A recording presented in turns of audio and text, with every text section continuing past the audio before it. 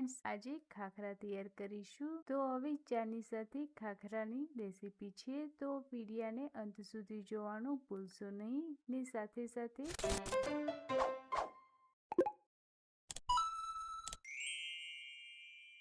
ખાખરા તૈયાર કરી લઈશું। ઘઉંનો લોટ લીધો છે, એમાં મેંદો ઉમેરીને મિક્સ કરી દઈશું। ત્યાર પછી અધકચરું ખાંડીને જીરું લીધું છે, મરી પાવડર લીધું છે અને અજવાઈન લીધી છે, તેને ઉમેરીને 1 સ્પૂન ઘી ઉમેરી દઈશું।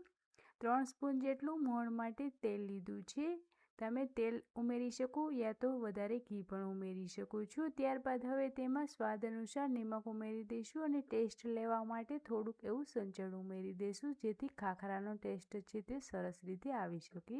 તેને હવે સરસ રીતે મિક્સ કરી લીધા બાદ થોડું પાણી ઉમેરી દઈશું અને લોટ ફૂલ ટાઈટ બાંધીને તૈયાર કરવાનો છે, જેથી તમારા ખાખરા છે તે સરસ ક્રન્ચી બની શકે। લોટ બાંધીને તૈયાર થઈ ગયા બાદ તેમાં હવે તેલ ઉમેરીને તેને 30 મિનિટ માટે છોડી દઈશું। 30 મિનિટ બાદ તેને ફરીથી ચેક કરીશું અને હાથની મદદથી પ્રેસ કરતા જશું અને એકદમ સરસ રીતે સોફ્ટ બનાવી લઈશું।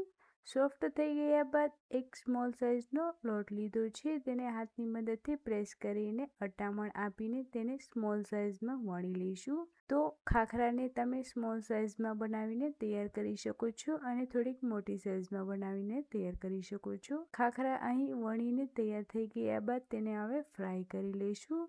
તો ગેસની હાઈ ફ્લેમ ઉપર તેને ફ્રાય કરવાના છે, જેથી તે ક્રન્ચી બની શકે। તો ફ્રેન્ડ્સ, રેસીપી કેવી લાગી ખાખરાની તે મને કમેન્ટ કરો। તો ખાખરાની રેસીપીની સાથે તમારે નવા વિડીયો જોવા છે તો મારી ચેનલને સબસ્ક્રાઈબ કરી આપો, જેથી નોટિફિકેશન તે જલ્દીમાં જલ્દી મળતી રહે। તો ફ્રેન્ડ્સ, ખાખરાની રેસીપી અહીં બનીને તૈયાર થઈ ગઈ છે। તો હવે નવા રેસીપીની સાથે નવી મુલાકાત કરીશું, ફરીથી મળીશું। બાય।